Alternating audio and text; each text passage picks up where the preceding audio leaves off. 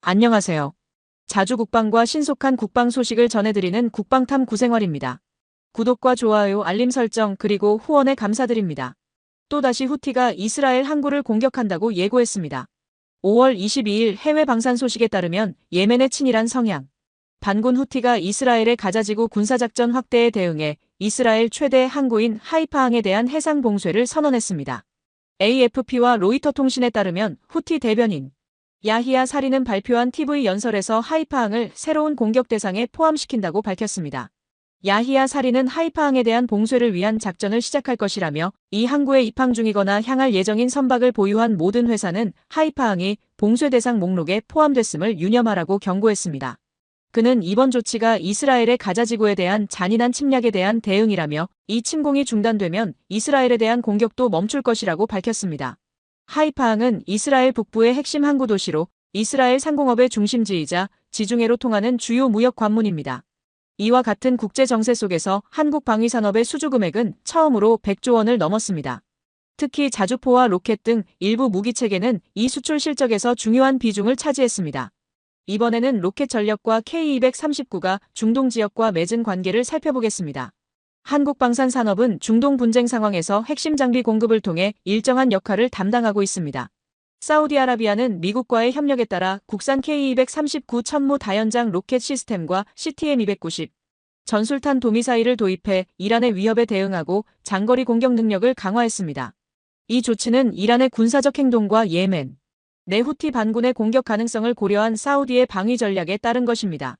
CTM290은 현재 육군이 운용 중인 KTS-SM2 전술지대지 유도무기를 기반으로 개량된 기종으로 직경 600mm, 길이 4m, 무게 1.5톤의 사양을 갖추고 있으며 최대 사거리는 290km에 이릅니다.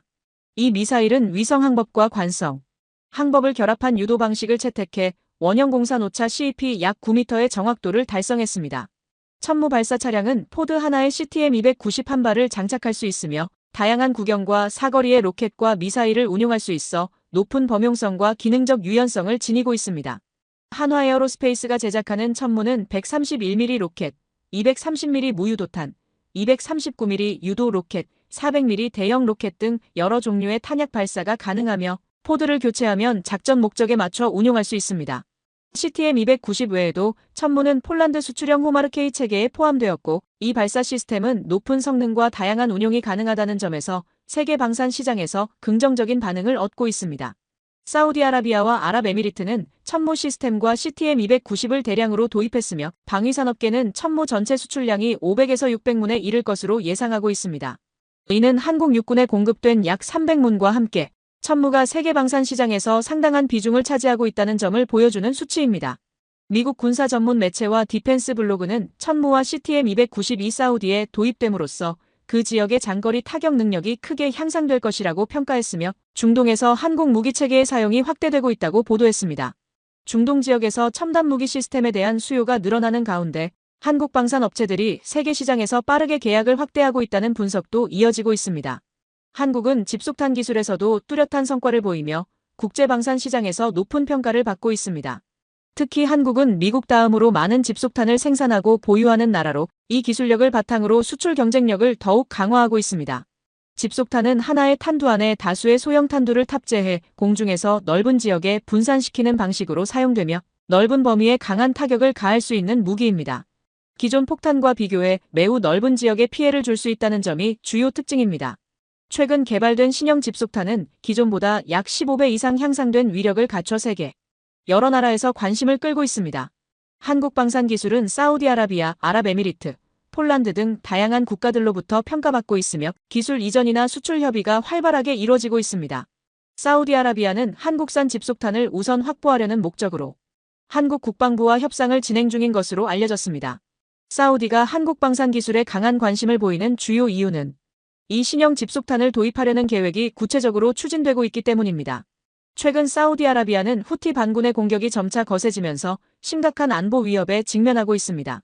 후티 반군은 사우디를 비롯한 주변 국가에 계속해서 위협을 가하고 있으며 이들의 해상 공격과 무장 습격은 국제사회에서도 주요한 안보 문제로 인식되고 있습니다. 특히 최근 후티 반군이 미 해군 군함을 겨냥해 미사일을 발사한 사건은 세계적으로 강한 반응을 불러왔습니다. 아덴만 인근 해역을 항해 중이던 미 화물선 트루 임피던스가 후티의 미사일에 맞아 승무원 3명이 사망하고 2명이 다치는 사고가 발생했습니다. 당시 배에 타고 있던 승무원들은 공격 중단을 요구했으나 후티는 이를 무시하고 공격을 계속한 것으로 알려졌습니다. 이 사건은 후티 반군이 해상에서 미국 선박을 겨냥해 실제 인명피해를 낸 첫 사례로 기록되었고 중동 지역의 긴장 수위를 크게 높이는 계기가 되었습니다. 이러한 상황에서 가장 부담을 크게 느끼고 있는 국가는 사우디아라비아입니다. 빈살만 왕세자 집권 이후 사우디는 이란과의 관계 개선과 중동 지역 안정화를 목표로 경제 개발에 집중했지만 이스라엘과 하마스 간의 무력 충돌로 그 계획에 차질이 생긴 상태입니다. 미국이 주도하는 연합군이 후티에 대한 공습을 강화할수록 후티는 서방에 저항하는 상징적 무장 세력으로 여겨지며 영향력을 넓히고 있습니다. 이로 인해 후티 반군과의 휴전 협상은 무산됐고 중동 지역은 다시 전면적인 무력 충돌 가능성에 직면하고 있습니다. 한국군은 원래 KTSSM과 천무 체계를 기반으로 강력한 타격 전력을 갖추고 있었지만 천무를 도입한 아랍에미리트 측의 요청에 따라 실전 적용이 가능한 방식으로 개량이 진행됐습니다. 폴란드와 사우디아라비아도 KTSSM과 함께 운용할 수 있도록 개선된 천무 시스템의 도입을 추진 중입니다. 최근에는 기존 KTSSM의 사거리와 명중 능력을 개선한 개량형 모델인 KTSSM2의 개발이 막바지 단계에 들어섰다는 소식이 나왔습니다. 이에 따라 기존의 천무를 보유하고 있는 국가들 역시 추가 구매를 적극적으로 검토하고 있는 상황입니다. KTSSM은 약 180km의 사거리를 지니고 있으며 지하에 위치한 벙커를 정확히 타격할 수 있는 관통형 유도탄을 장착해 북한의 장사정포 진지나 지휘시설 공격에 적합한 무기로 평가되고 있습니다. 지난달 국방과학연구소가 개최한 기술설명회에서는 KTSSM2 시제품의 개발이 본격적으로 시작됐고 현재 사실상 완성 단계에 근접했다는 발표가 있었습니다. KTSSM2는 기존 180km였던 사거리를 300km까지 늘려 북한 전 지역을 타격할 수 있는 능력을 확보했습니다. 이 미사일은 파편형, 고폭형, 자탄형 등 다양한 탄두를 장착할 수 있어 기존과는 다른 성능을 갖춘 무기로 평가됩니다. 천무에 탑재되는 집속탄 로켓은 총 650개의 자탄을 실을 수 있으며 한 발로 축구장 4개 규모의 범위를 공격할 수 있는 강한 파괴력을 갖고 있습니다. KTSSM2는 직경이 600mm로 확대되었고 탄두 중량 또한 증가해 그에 따라 살상 범위가 여의도 면적과 비슷할 것으로 예상됩니다. 이 무기 체계는 적의 주요 목표를 넓은 지역에 걸쳐 타격하는 데 적합한 전략 무기로 운용될 가능성이 큽니다. 초기 공개 당시부터 KTSSM은 뛰어난 명중 정밀도를 바탕으로 여러 국가의 군사 전문가들에게 관심을 받은 바 있습니다. 이번에 공개된 개량형 KTSSM2는 더 넓어진 사거리와 향상된 파괴 성능으로 한반도 방어 능력을 보완하는 데 도움이 될 것으로 보입니다. 해외 평가단이 참석한 첫 시험 발사에서도 목표 지점에 정확히 도달해 높은 명중률을 확인시켰고 이를 통해 해외군 관계자들 사이에서도 좋은 평가를 받았습니다. 기존에도 정밀도가 높았던 KTSSM은 최신 GPS 기술이 추가되면서 KTSSM2는 더욱 정확한 유도 기능을 갖추게 되었습니다. KTSSM의 주요 장점은 강한 화력과 높은 명중률, 넓은 사거리뿐 아니라 운용 비용에서도 경쟁력이 있다는 점입니다. 상대적으로 저렴한 편에 속하는 토마호크 미사일이 한 발당 약 150만 달러, 즉 20억 원에 이르는 반면 KTSSM은 약 50만 달러, 한화로 6억 7천만 원 수준입니다. 향상된 성능을 갖춘 KTSSM2 또한 비슷한 단가로 대량 생산이 추진되고 있습니다. 이는 발당 가격이 약 82만 달러에 이르는 ATACMS 미사일과 비교했을 때 비용 대비 효율 측면에서 우위에 있는 것으로 분석됩니다. KTSSM2의 낮은 가격 책정은 고가의 기술이 다수 적용된 현무 계열 미사일과 달리 북한의 넓은 장사정포 지역을 효과적으로 타격할 수 있도록 대규모 운용을 고려해 설계된 결과입니다. 이 시스템에는 미국의 승인을 받아 고성능 군용 GPS가 탑재됐고 관성 항법 장치 등 유도 장비에는 효율적인 부품이 적용되어 제작 단가를 줄이는 데 기여했습니다. KTSSM2는 대량 생산에 적합하며 별도의 고정 발사대를 설치하지 않아도 기존 탄약고나 이동식 플랫폼에서 쉽게 운용할 수 있는 특징이 있습니다. 개발이 완료되면 천무 시스템을 이미 운영 중인 사우디아라비아, 아랍에미리트, 폴란드 등을 대상으로 본격적인 수출이 추진될 예정입니다. 최근 국제 안보 환경이 급속히 불안정해지면서 천무를 포함한 한국산 무기 체계에 대한 전 세계 수요도 빠르게 늘어나고 있습니다. 특히 후티 반군과 충돌 중인 사우디아라비아는 이 같은 무기 확보가 시급한 상황에 놓여 있습니다. 사우디는 중동 지역의 안보를 자체적으로 확보하기 위해 미국 의존을 줄이고 한국과의 방산 협력을 넓히는 방향으로 정책을 조정하고 있습니다. 이러한 정책 변화는 폴란드가 한국 무기를 대규모로 도입한 사례에 영향을 받은 것으로 해석되고 있습니다. 작년 11월 사우디군은 한국산 천무, 장거리 로켓을 이용해 후티 반군을 정밀 타격하며 실전 성과를 보여줬습니다. 후티의 기습으로 다수의 사상자가 발생하자 사우디군은 국경에서 약 80km 떨어진 후티의 주요 거점을 강하게 반격했습니다. 이 작전에서 사거리 880km에 이르는 천무 장거리 로켓이 실전에서 처음 사용되어 타격 성과를 기록했습니다. 계속해서 국지 공격을 벌이던 후티 반군은 이 반격 이후 당황하며 직접적인 충돌을 피하려는 움직임을 보이고 있습니다. 천무는 이미 강한 화력을 보유하고 있지만 사우디는 여기에 만족하지 않고 더 강력한 성능을 갖춘 KTSSM 전술탄도미사일의 추가 도입도 추진 중입니다. 천무는 경량 무기가 아닌 중대형 전략 무기로 사우디뿐만 아니라 아랍에미리트에서도 기존 다연장 로켓보다 뛰어난 성능과 안정성으로 평가받고 있습니다. 사우디가 후티 반군을 대상으로 천무를 사용한 이후 이 무기의 실전 운용력에 대한 평가가 상승했고 미국산 MLRS나 하이마스를 넘어선다는 반응도 나타났습니다. 천무는 기존 다연장 로켓보다 뛰어난 기동 능력을 가지고 있으며 하이마스보다 다양한 종류의 탄두를 운용할 수 있는 구조를 갖추고 있습니다. 또한 자동화된 화력 통제 시스템이 적용돼 발사 준비 시간이 짧고 발사 직후 빠르게 위치를 바꿀 수 있어 기동전 상황에서도 효과적인 대응이 가능합니다. 대한민국은 높은 기술 수준과 지속적인 연구 개발을 통해 성능이 뛰어난 무기 체계를 계속 내놓고 있습니다. 최근 노르웨이 언론에서는 미사일 구매를 둘러싼 논쟁이 이어지고 있습니다. 일부 시민들은 군의 무기 선택에 강하게 반발하며 납득하기 어려운 결정이라는 비판을 내놓고 있습니다. 또 다른 일부는 자신이 군 관련자였다면 이번 결정을 반대했을 것이라 밝히며 미국 무기 도입에 대해 부정적인 반응을 보이고 있습니다. 유럽이나 한국에서 제작된 무기가 더 나은 선택이었다는 의견도 함께 제시되고 있습니다. 노르웨이군이 추진 중인 이번 무기 도입 계획의 중심 목표는 장거리 정밀 타격 능력 확보이며 사업의 공식 명칭도 장거리 타격 수단 확보 프로젝트로 정해졌습니다. 이는 동유럽 내 긴장 증가와 러시아의 군사적 압박에 대응하기 위한 전략적 대응으로 해석되고 있습니다.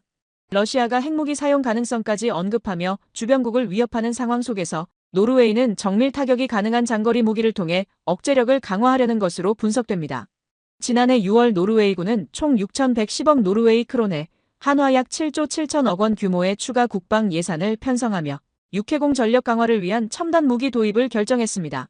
이 가운데 육군이 사용할 장거리 정밀 타격 무기는 도입 우선순위에 포함됐습니다.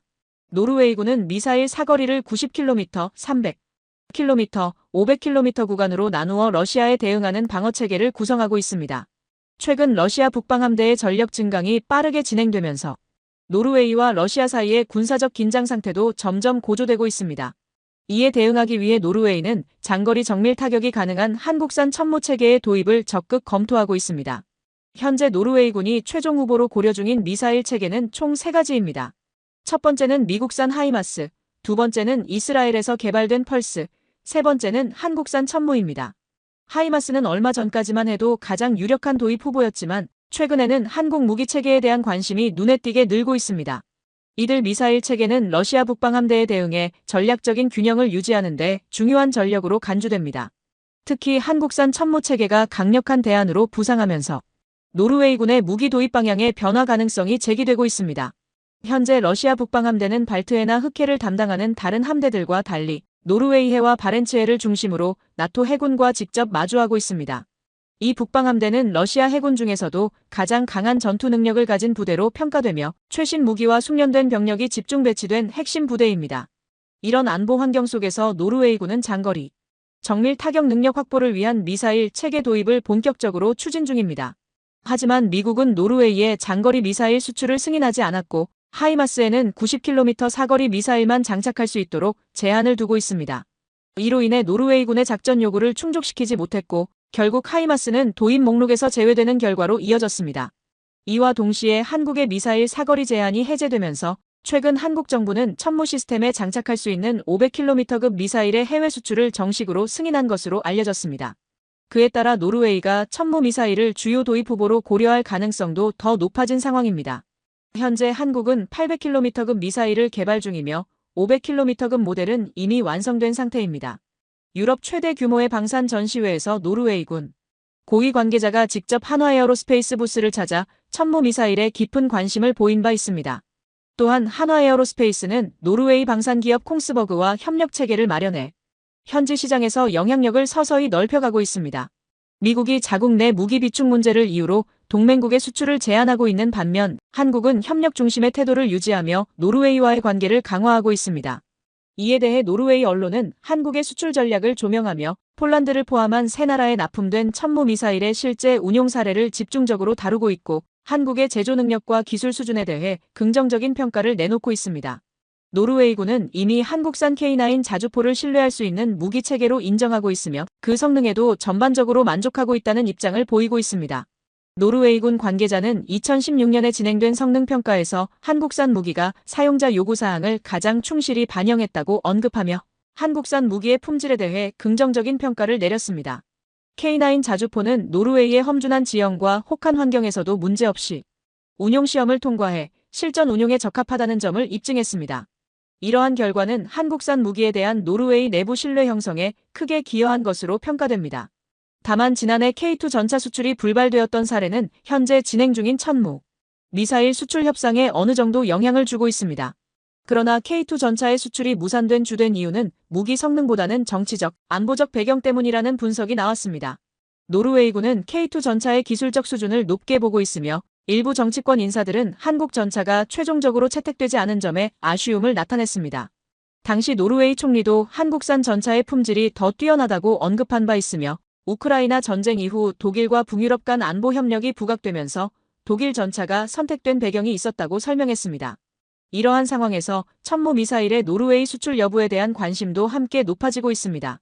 K9 자주포를 통해 이미 성능과 신뢰성을 입증한 한국산 무기 체계가 이번에는 천무 미사일로 다시 한번 경쟁력을 보여줄 수 있을지 주목되고 있습니다.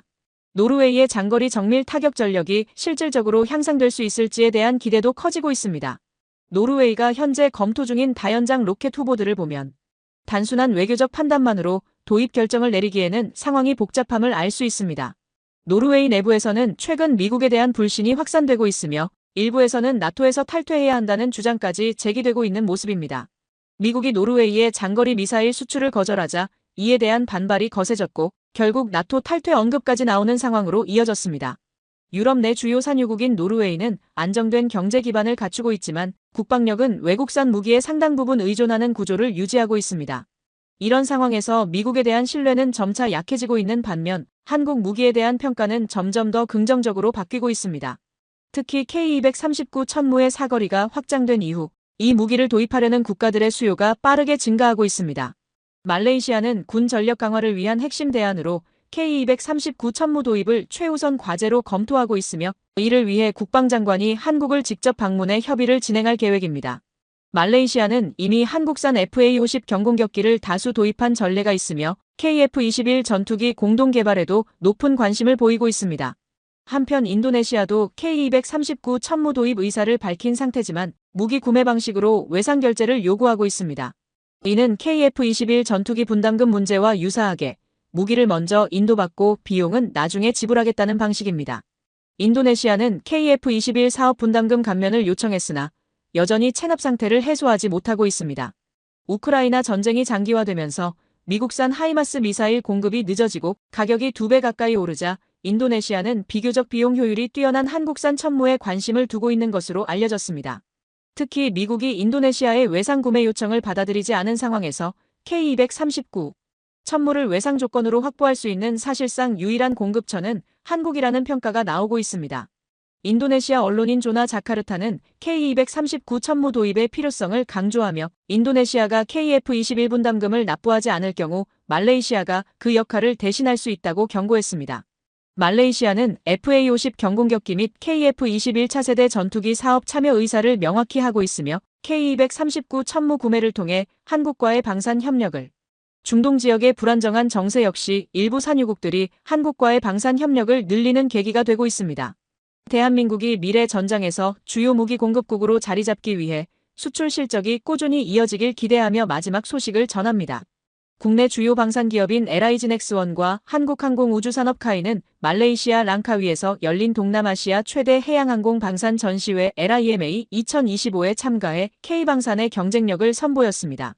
LIGNX1은 이번 전시회에서 중거리 중고도 지대공 유도무기 천궁2, 함대공 유도탄 방어 유도무기 해궁, 휴대형 단거리 대공 유도무기 신궁 등 3종의 유도무기를 전시했습니다. 특히 해궁은 동남아시아의 안보 환경에 최적화된 무기로 평가되며 수출 확대를 위한 적극적인 마케팅이 전개됐습니다. LIGNX1은 HD 현대중공업의 해양원 해경비함과 상륙함과의 통합 전시를 통해 플랫폼 간 유기적 연계를 강조하고 통합 운용 능력과 실전적 시스템 연계 역량을 부각시켰습니다. 한국항공우주산업은 FA-50 전투기와 KF-21 수리온, 상륙 공격 헬기, 무인 전투기, 다목적 무인기 등을 전시하며 동남아 시장 공략에 나섰습니다. 특히 카이는 이번 전시회의 헤드라인 스폰서로 참여해 강한 브랜드 존재감을 드러냈습니다. 카이는 지난해 리마에서 말레이시아와 FA-50 최종 계약을 체결한 바 있으며 이번 행사에서는 FA-50m 사업의 성공적인 진행 상황을 공유하고 2차 도입 협상을 위한 마케팅 활동을 강화했습니다. 말레이시아는 현재 FA-50 18대 추가 도입을 계획 중으로 총 도입 규모는 최대 36대까지 확대될 수 있습니다. 카이는 FA-50의 성공적 수출을 기반으로 KF-21로 이어지는 수출 확대 전략을 추진하고 있으며 기존의 KT-1 등 동남아에서의 운영 성과도 활용해 글로벌 시장 확대를 노리고 있습니다. 이상으로 국방탐 구생활을 시청해주셔서 감사합니다. 구독과 좋아요, 알림 설정을 하시면 더욱 신속하고 정확한 국방 소식을 받아보실 수 있습니다. 구독자 여러분 좋은 하루 되세요.